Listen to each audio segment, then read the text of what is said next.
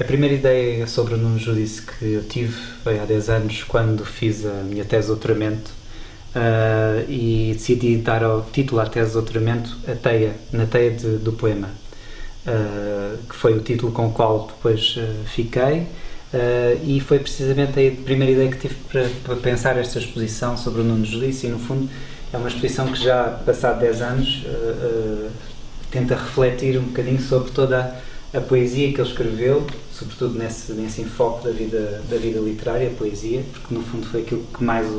se salientou da sua obra, aquilo que ele foi mais premiado, e portanto a ideia da Teia do Poema era uma ideia muito premente e que continua até hoje, e à medida que ia fazendo a exposição, ia pensando a exposição, percebi que talvez a outra ideia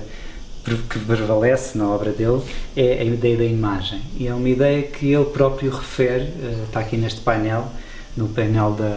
primeiro painel da exposição, é a ideia que ele refere como a ideia primordial, a primeira ideia sobre a sua própria obra. Portanto, é a imagem. Se a lei da gravidade é o que puxa os corpos para o centro da Terra, o que é que nos puxa para o centro do poema? E ele diz, essa força para mim tem um nome, a imagem.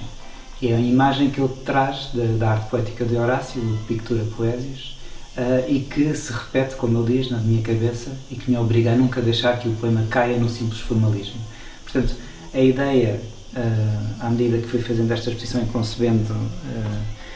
os elementos que iriam fazer parte dela, é precisamente a ideia de imagem. E essa ideia de imagem é uma ideia muito complexa na literatura, e sobretudo na literatura contemporânea,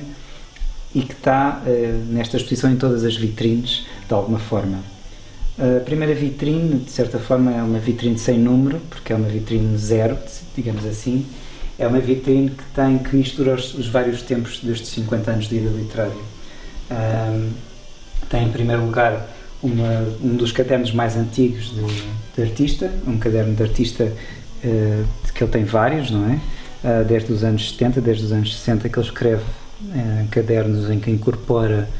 vários elementos, não só de postais, de elementos visuais de várias ordem, mas também datiloscritos e mesmo manuscritos, portanto tem muita parte textual, e esta vitrine pretende exemplificar exatamente como ele, desde essa altura, desde o início da sua vida literária, nomeadamente com este caderno que data dos anos 70, e que depois, ironicamente, ele deixa a meio e continua nos anos 80. Portanto,